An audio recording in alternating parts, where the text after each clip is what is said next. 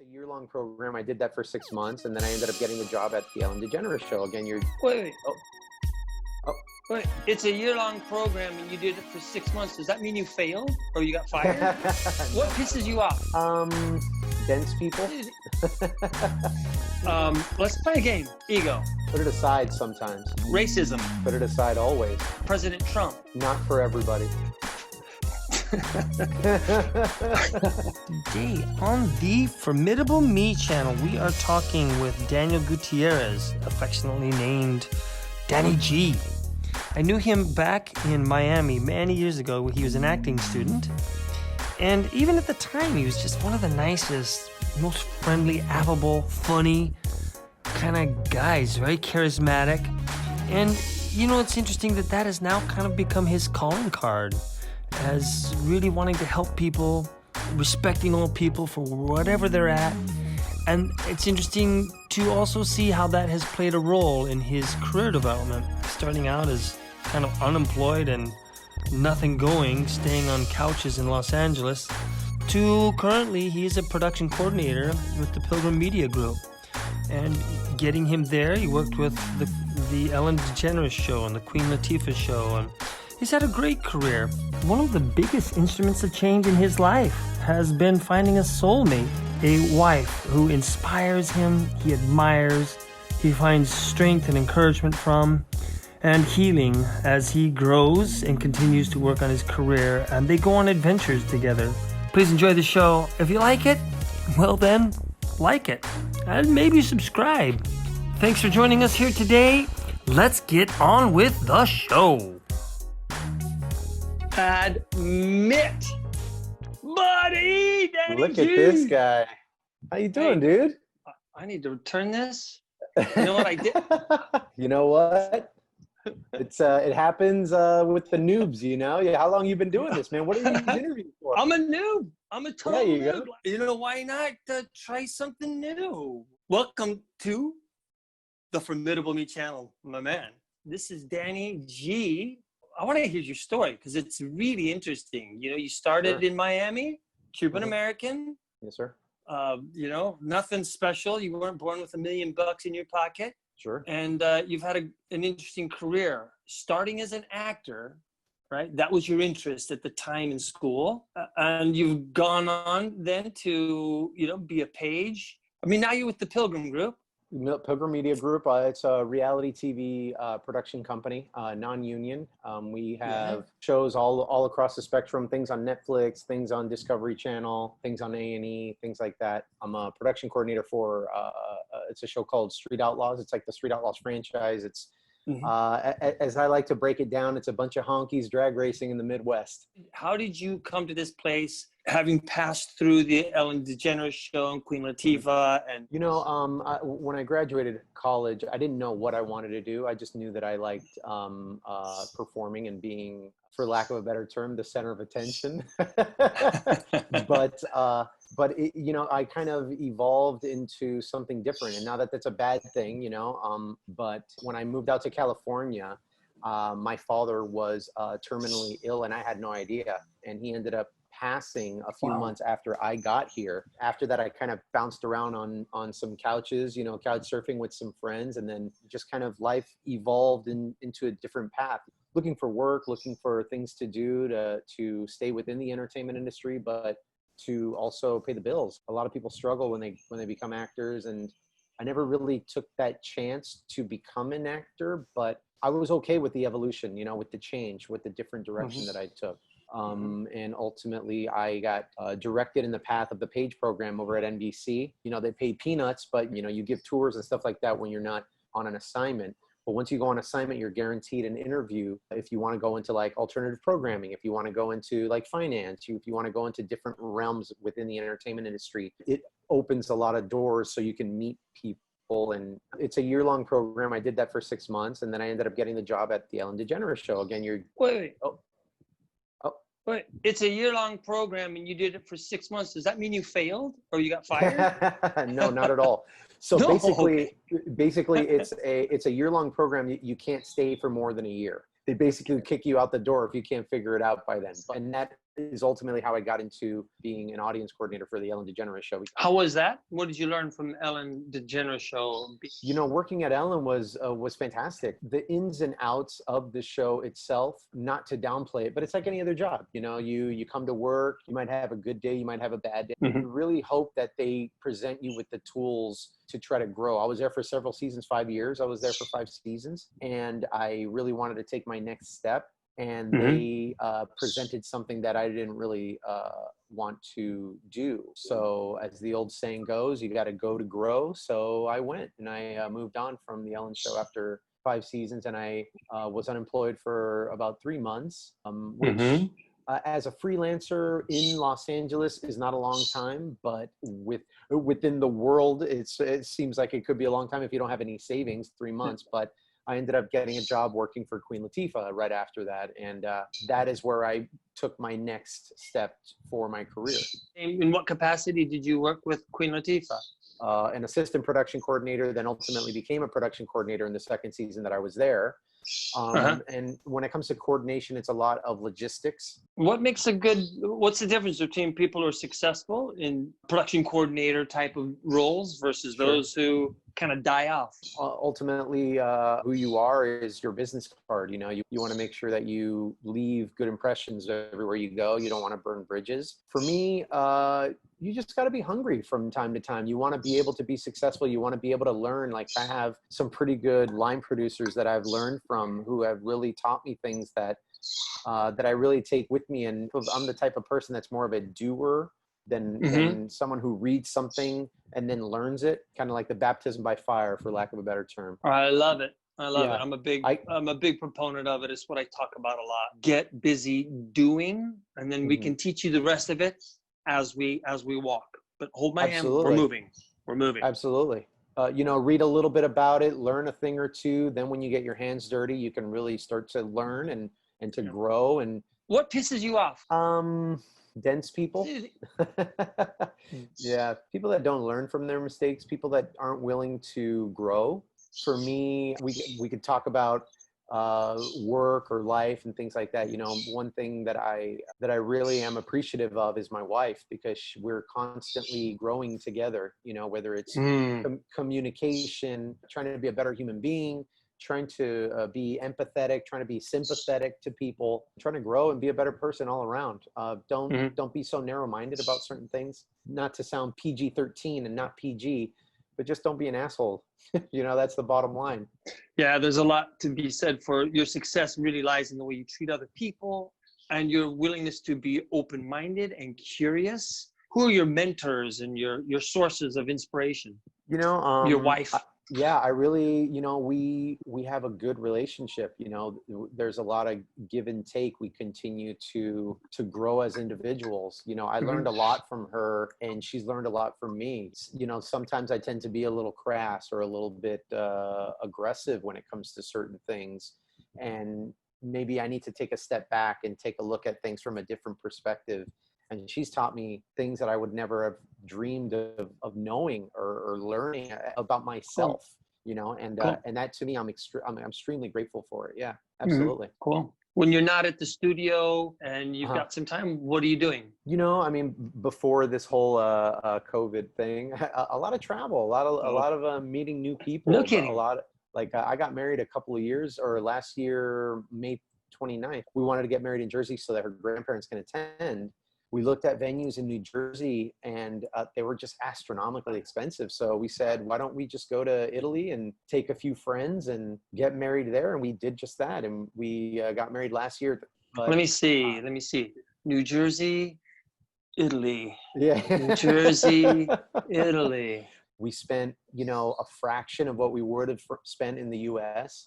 The whole wedding itself, we did a 3-week excursion of Italy and the Amalfi Coast. It still would have been cheaper than getting married in the U.S., which is mind-boggling to me. Nuts, isn't it? Yeah. What's your next big adventure that you're looking forward to planning? Algeria. The beaches in Algeria are supposedly beautiful. We have some friends that live in Amsterdam that we've already been to Amsterdam, but we'd go visit them in Amsterdam. We have a couple friends in London as well. Like, we just, you know, want to try to take advantage while we don't have children yet, but, you know, newlyweds, and as they say, dual income, no kids. So here we go. Yeah. You know, let's travel. Yeah, man. Carpe diem. Carpe diem. Let's play a game. All right. I'm going to throw out some words, single words, and you have 10 words or less just to come back at me. All right. Ego. Put it aside sometimes. Racism. Put it aside always. The secret. Smile. Just be happy, man. Excuses. Everybody's got one, and they all stink. President Trump. Not for everybody.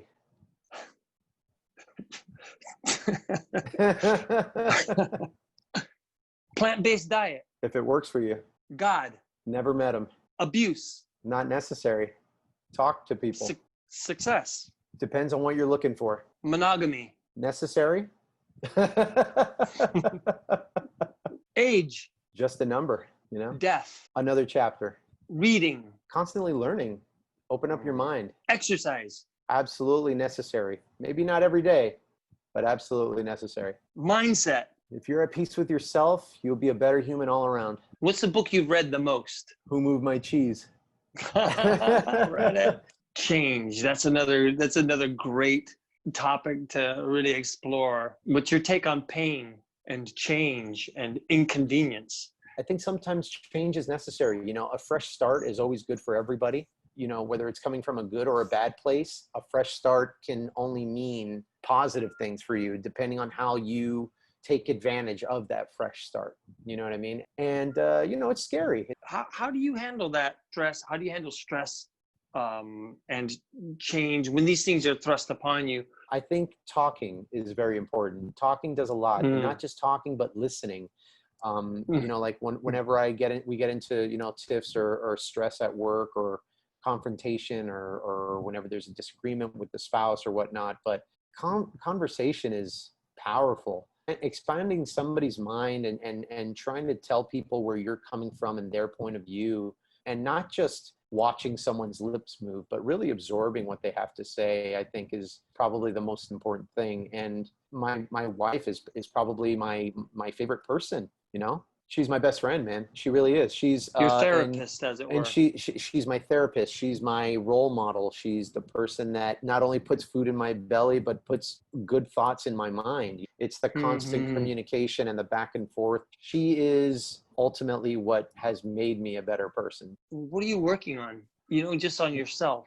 I just put my ego aside, you know, and once you start to listen to the people that you care about, and you start to see the people, who they are and how they act and how you can probably better them, make them better, it really becomes easier.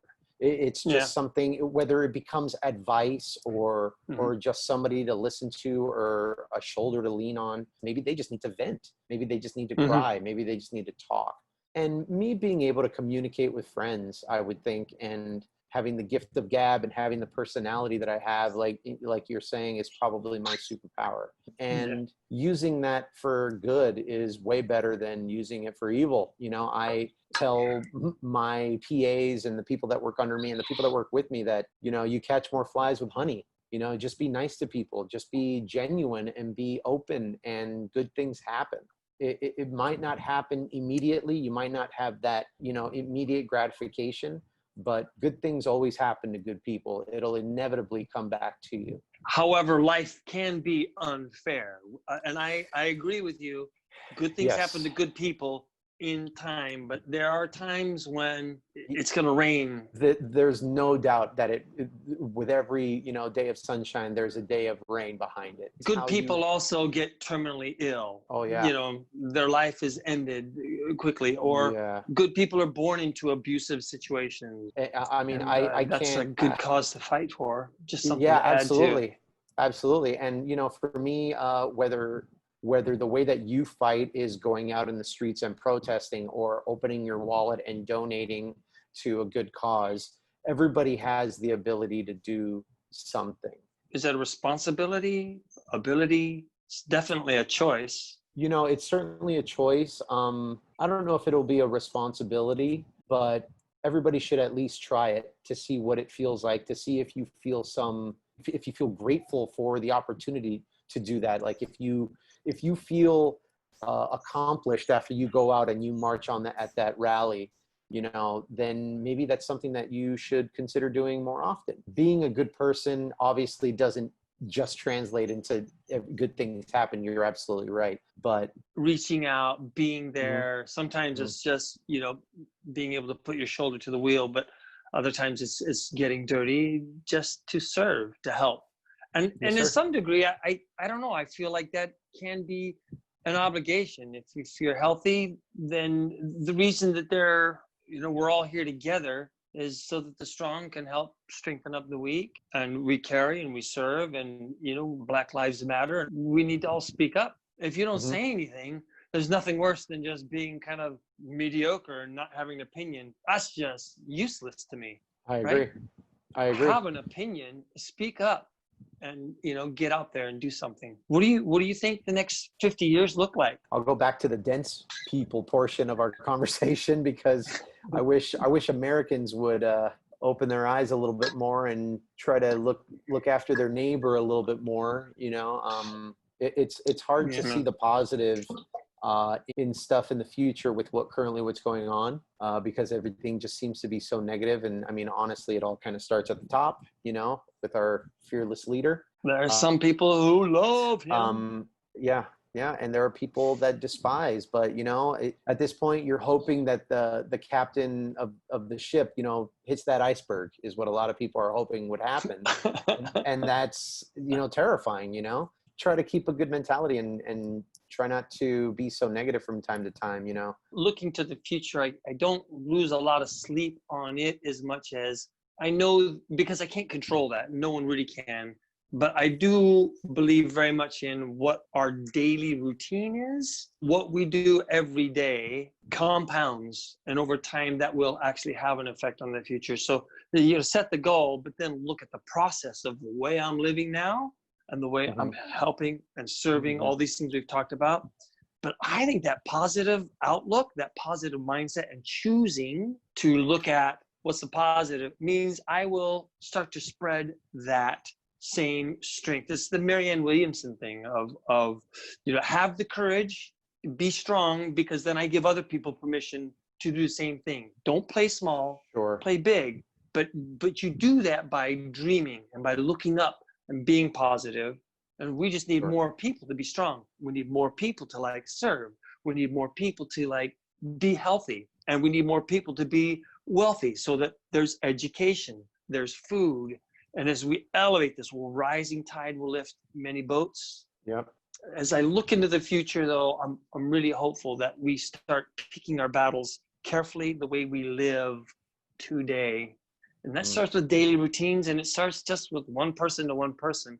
And that's kind of the essence behind Formidable Me. See if I can throw one stone and it lands on the right pile. Awesome. If not, absolutely. But you know what?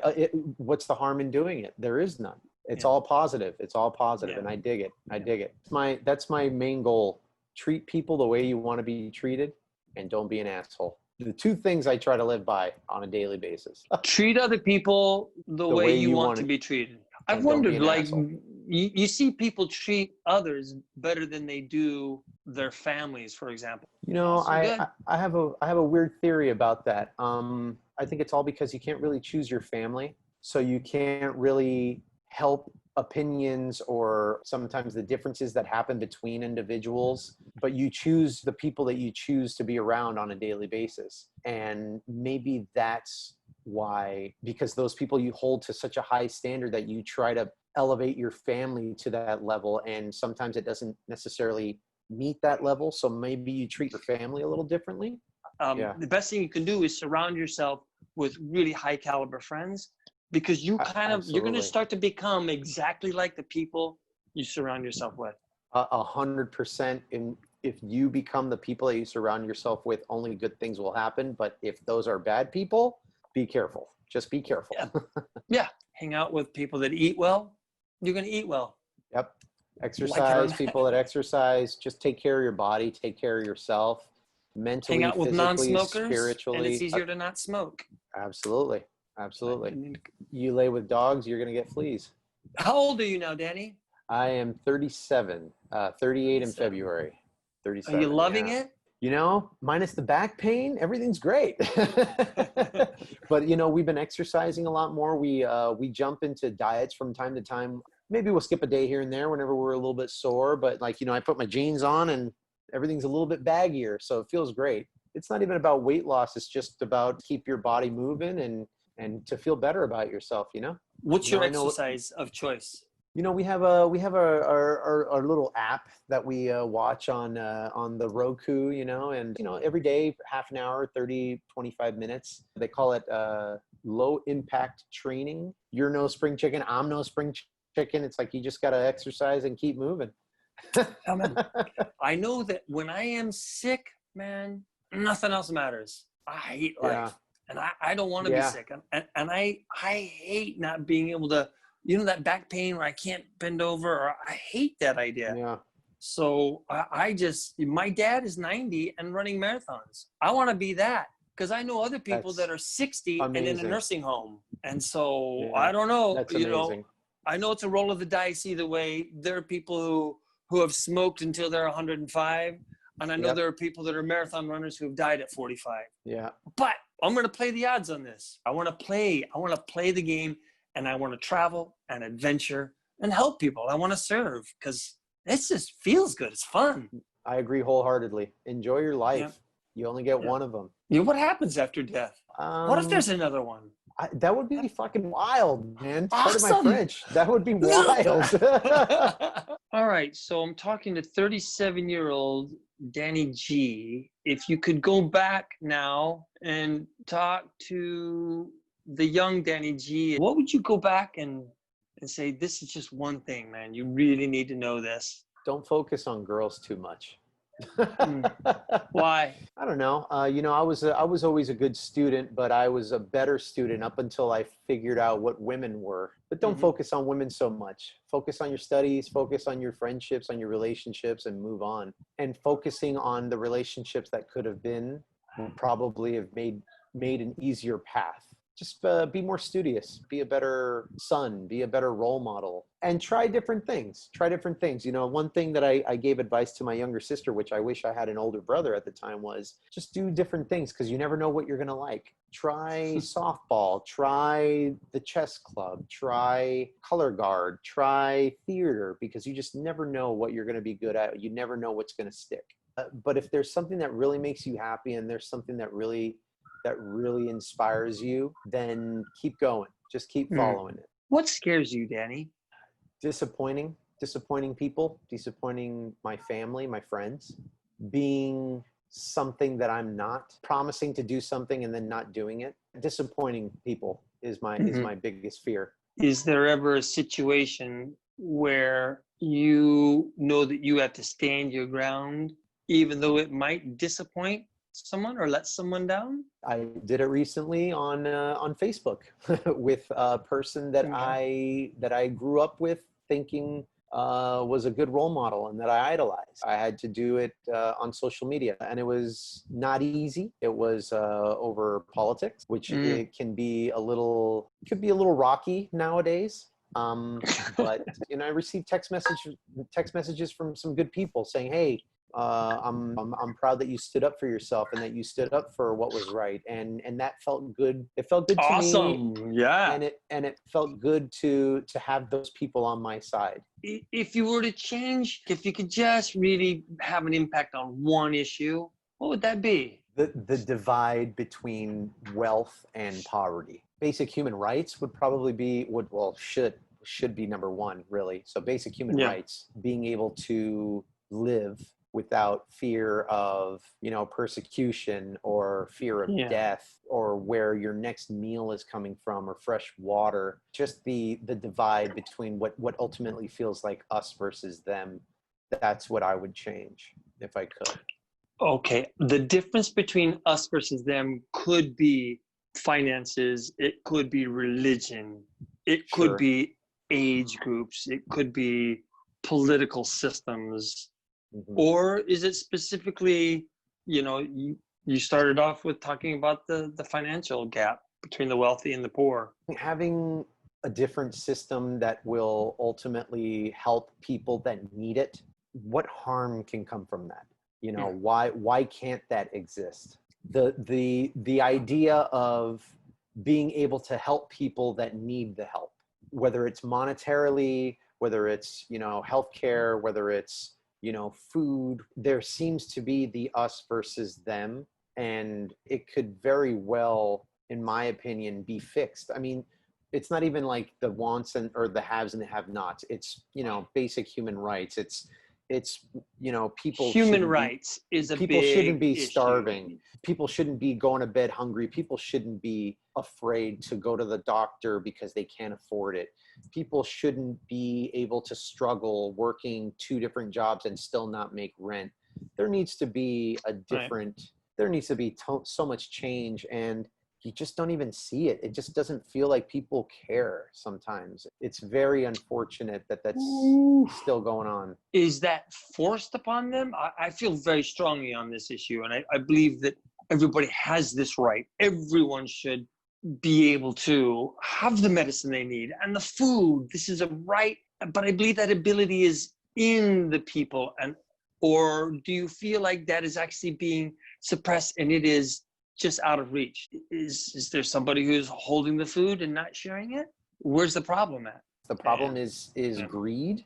There's so much wealth, speaking about the United States, or I mean, shoot, even in the world, there's so much wealth in the world.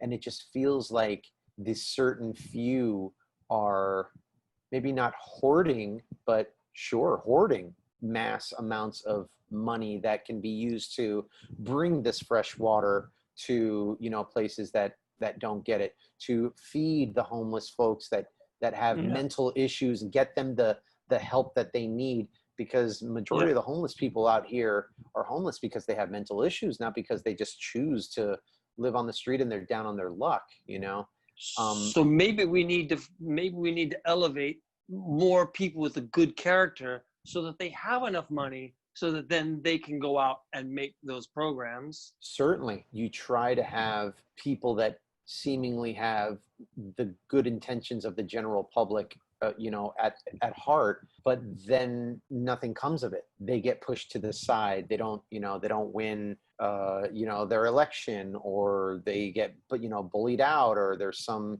scandal or something, you know, where it just ultimately ends up being the same rigmarole over and over again. Maybe this is a Martin Luther King thing where I have a vision. And, you know, he's just going to do it one day at a time, one person at a time.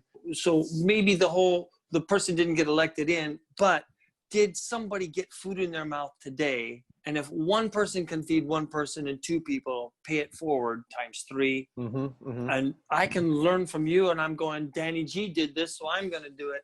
Maybe that's a more realistic way to find a solution to world hunger and education. It's just by people and regular Joes like you and me going out there.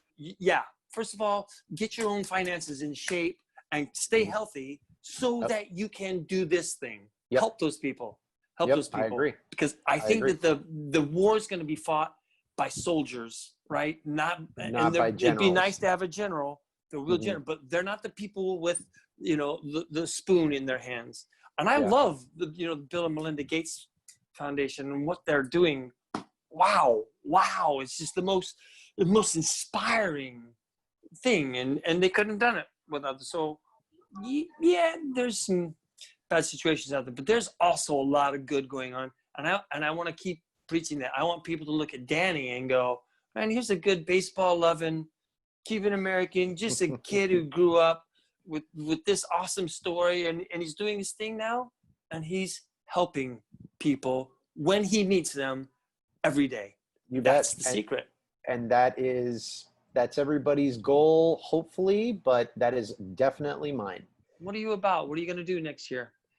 I don't know, man. I'm starting this new job. It's very exciting. It's working in for a reality show called Kids Behind Bars. It's about kids that do negative things and end up in prison for life. Wow. We're following their story, and hopefully there will be a light at the end of the tunnel for some of these guys, because the things that they did when they were children. I mean, what were you doing when you were 13, 14 years old? The decision making obviously is out the window. The thought process behind things out the window.